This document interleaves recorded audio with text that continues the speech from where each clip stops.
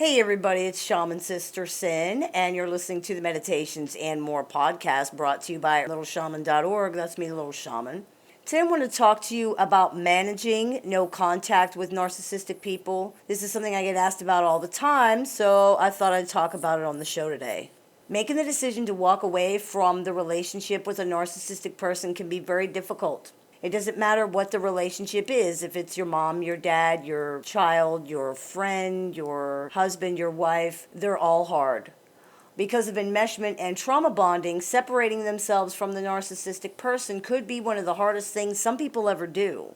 It requires the painful acceptance of some really tough stuff in order to walk away, and staying away can prove even harder, especially when the narcissistic person is a family member. Part of the reason for this is because often when pathologically narcissistic people are facing the end of a relationship and it's not one they were ready to be done with, they will begin to panic. This can result in something that many people call hoovering. This behavior is named after the Hoover vacuum cleaner because that's what the narcissist is trying to do. They're trying to suck the person back into the relationship. They may suddenly be sorry. They may suddenly understand everything they've done wrong. They may suddenly become very kind. They may suddenly become hysterical and start talking about suicide. They might use guilt against the person who is attempting to leave. They may say that the person is abandoning them or rejecting them, that they're being treated unfairly, or that no one has ever cared about them.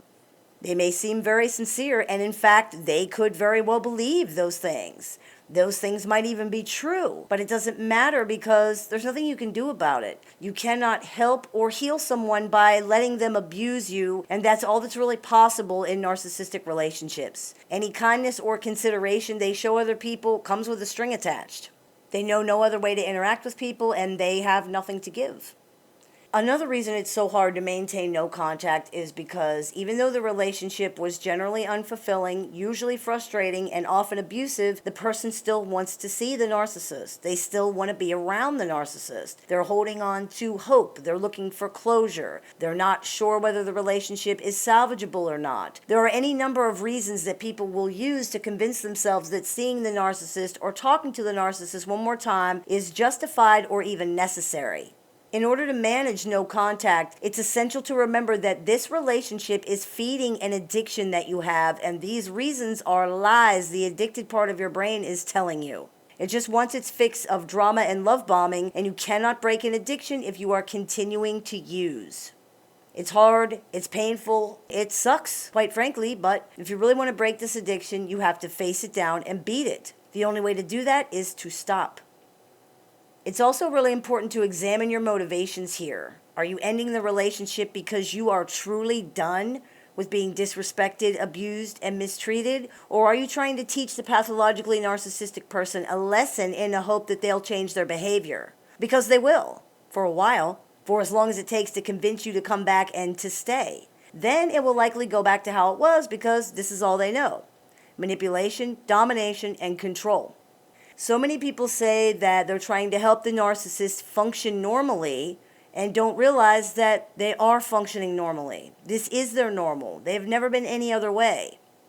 If someone suddenly loses their ability to see, their new situation, their new way of functioning will feel abnormal because they were used to a different way of functioning for so long. They'll feel like they've lost something. But for someone who's been blind since birth, there's nothing abnormal about the situation at all. This is how it's always been, and they have nothing else to compare it to. It's not possible for someone to understand the loss of something they've never had.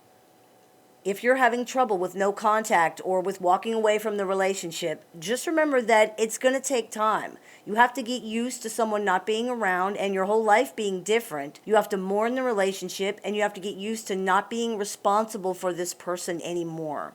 These things are difficult in and of themselves, and you're dealing with an addiction on top of that. Habits are hard to change. Patterns are hard to break. There is a chemical or physical component to this addiction, an emotional component, and a habitual one, a behavioral one. It's hard to change all these things at once. It's painful, and it takes time to do. For example, when you decide to quit smoking, it's not a decision you make only one time. It's an ongoing choice that you have to keep making over and over again. A person who decides to quit smoking on Tuesday doesn't wake up on Wednesday not wanting to smoke anymore. They have to keep making that same decision 50 times a day or more until the physical urge goes away, the emotional triggers become less intense, and the habit is broken. It's the exact same thing here. There's no way to skip the work. There's no way to avoid the struggle. But once you face it down and you beat it, then you've beaten it. It takes willpower, commitment, and time. Sometimes people beat themselves up for still having feelings for the pathologically narcissistic person or for still wanting to be around them. Don't. You're a human being with feelings, dealing with someone and something that is extremely difficult. Accept the situation for what it is and do the best you can. Don't beat yourself up, but don't give yourself too many excuses either. Remember that in narcissistic relationships, closure is a myth. It can also be a trap because repeatedly engaging with this person in an attempt to find closure is only putting yourself back on that hamster wheel, running and running and running, but never getting anywhere. You have to find your own closure by making it okay with yourself that you're probably never going to get what you want from this person. It's just not going to happen. The relationship with a narcissistic person is a never-ending cycle where you chase what you want, but you don't ever get it. It's like a mule with a carrot. Mules are strong, but they're stubborn. So if you want the mule to pull the plow, you have to show him a carrot. When you dangle the carrot over the mule's head, he works harder trying to get that carrot for a while. Mules are stubborn, but they're not stupid. Eventually, he'll figure out he's never going to get the carrot, and then when he's tired and when he's had enough, he's just going to sit down. Once that happens, no matter how hard you pull or what you offer, he's not going to get up because he's wise to the game now. He understands that you're working him now. So my question to you is, how tired are you? I hope this clears a few things up for you. As always, I look forward to your comments, questions, and suggestions, so please keep those coming. I take appointments Monday through Friday, online and over the phone, so if you'd like to speak with me one-on-one, you can visit littleshaman.org and click the Book an Appointment tab, or you can use the link that's available down there in the information section of this video. You've been listening to the Meditations and More podcast brought to you by littleshaman.org. That's me, Little Shaman. May the Great Spirit bless you and have a wonderful day.